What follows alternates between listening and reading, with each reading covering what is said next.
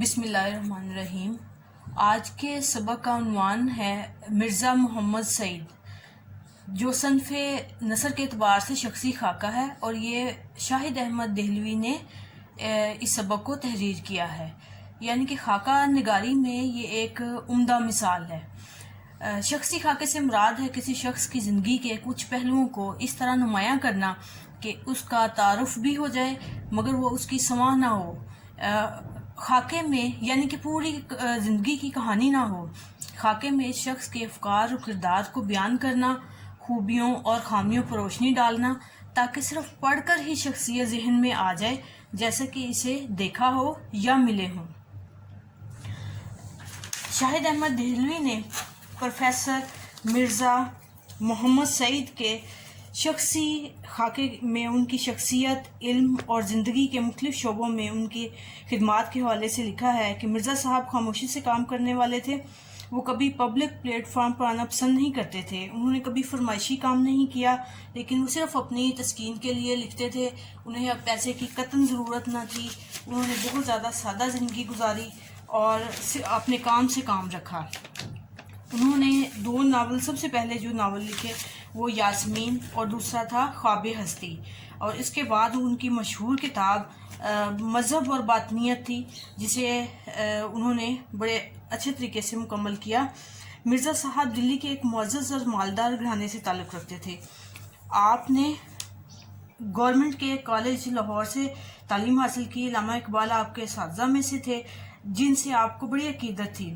انگریزی ادب میں ایم اے کرنے کے بعد وہ 1906 سے 1907 میں 2 سال علی گڑھ میں پڑھایا انہوں نے، اور پھر گورنمنٹ کالج لاہور میں انگریزی کے پروفیسر مقرر ہوئے۔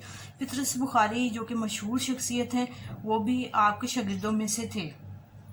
مرزا صاحب کتب کے مطالعے کے بہت شوقین تھے، اور ان کا زیادہ پیسہ کتابیں خریدنے پر صرف ہوتا، اور انہوں نے بہت ساری کتابیں جو ہے وہ خریدی۔ مرزا صاحب کی زندگی سادہ تھی، اکثر پیدل چلتے، صبح ٹہلنے جاتے، سیاست میں حصہ لیا، صوبائی مسلم لیگ کے صدر منتخب ہوئے۔ 1959 میں جب پاکستانی ادیبوں کا گلڈ بنا تو مرزا صاحب نے اس کے پہلے اجلاس کی صدارت کی۔ مرزا صاحب کا ذاتی حلیہ بھی ایسا ہی تھا۔ مرزا صاحب زیادہ تر بیمار نہیں معلوم ہوتے تھے، لیکن دبلے پتلے تھے، سفید رنگ تھا، کشادہ پیشانی، گھنی بھوؤں کے سائے میں بڑی بڑی روشن آنکھیں، رخساروں کی ہڈیاں ابھری ہوئی، کترواں مونچھیں، ہنستے تو سامنے کے 2-4 دانت ٹوٹے ہوئے نظر آتے، مگر بوڑھے نہیں لگتے تھے۔ داڑھی منڈی ہوئی، دبلے پتلے سے آدمی تھے۔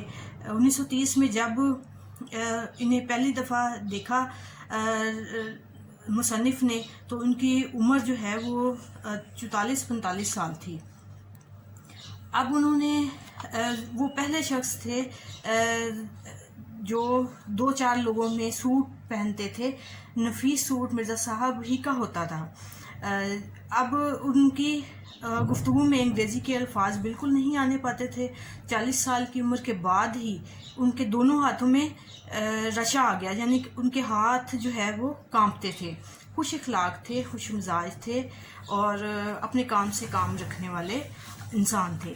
مرزا صاحب نے خاصی طویل عمر پائی، مگر ان کی وفات کا صدمہ اس لیے زیادہ ہے کہ ایسے شریف، وزادار، صاحب علم اب ڈھونڈنے سے بھی نہیں ملتے جنہیں پیسے سے کوئی غرض نہیں تھا، صرف اور صرف اپنے کام سے غرض تھا۔ اس سبق میں آنے والے مشکل الفاظ وہ یہ ہیں: سانحہ ارتحال، موت کا حادثہ، قلب مطمئنہ، دل کا سکون، رشا اس کا مطلب ہے کانپنے والی بیماری، کرف اور شان و شوکت، سناونی کا مطلب ہوتا ہے خبر یا سنی سنائی کوئی خبر، بے مزد، بغیر اجرت کے۔ اس سبق کے آخر میں آنے والے سوالات کے جوابات یاد کرنا بے انتہا ضروری ہے۔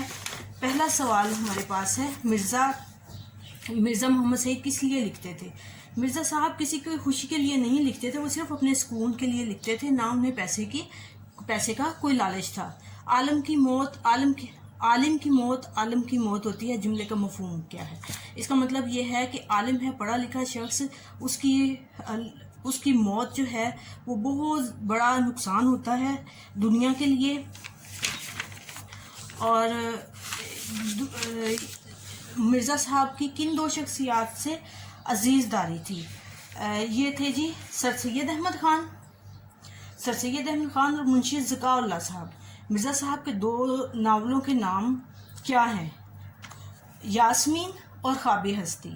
مرزا صاحب کی معرکۃ العرا کتاب کا نام اور مرتبہ یہ ہے مذہب اور باطنیت، اور مرتبہ اس کا یہ ہے، یعنی کہ اس کا مقام کیا ہے کہ اگر 100 عمدہ ادبی کتابیں چھانٹی جائیں تو ان میں اس کتاب کو شامل کیا جائے گا. شکریہ.